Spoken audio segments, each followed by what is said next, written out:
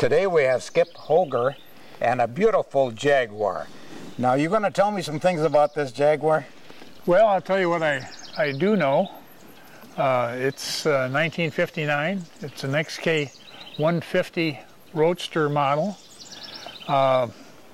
It's got about 210 horsepower developed from 210 cubic inches. It's got dual cams and dual carbs. And that's some of the highlights of the specification. This is one of the first cars in '59 that was all four-wheel disc brakes. And it's kind of it was built primarily to be a race car. And that's what they were using them for. But then it caught on and they started importing them to America, and people were buying them and using them just for their sport. Like it was built in England? England, yes.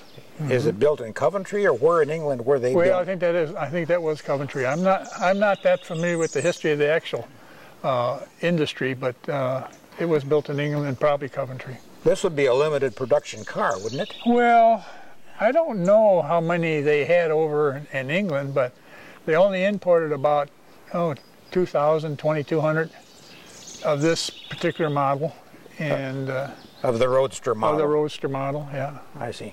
And only about 30 or 40 of them were not left-hand drive. There were 30 or 40 right-hand drives came to the States too. So there was somebody that wanted the purist. They wanted to have the right-hand the whole drive. thing. Yes, yeah. How long have you had this one, Skip? Well, I picked it up at a divorce sale in 1971, I think it was.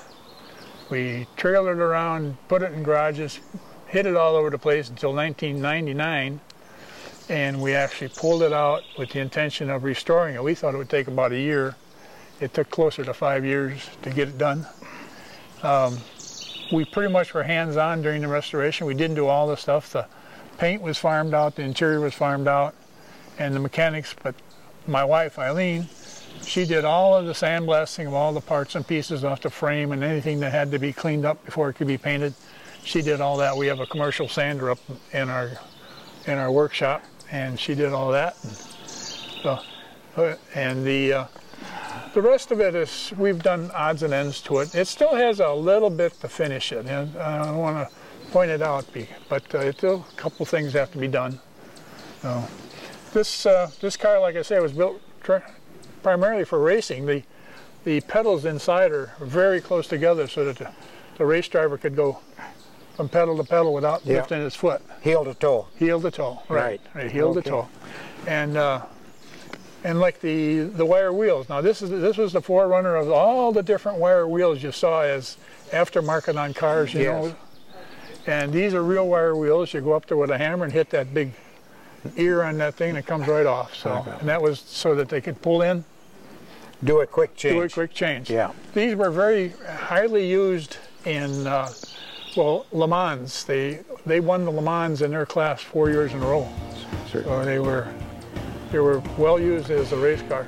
Well, we want to thank you, Skip, for showing us this car today. No problem. We appreciate your time and interest in this. Yeah. Thank you. Well, definitely an interesting car.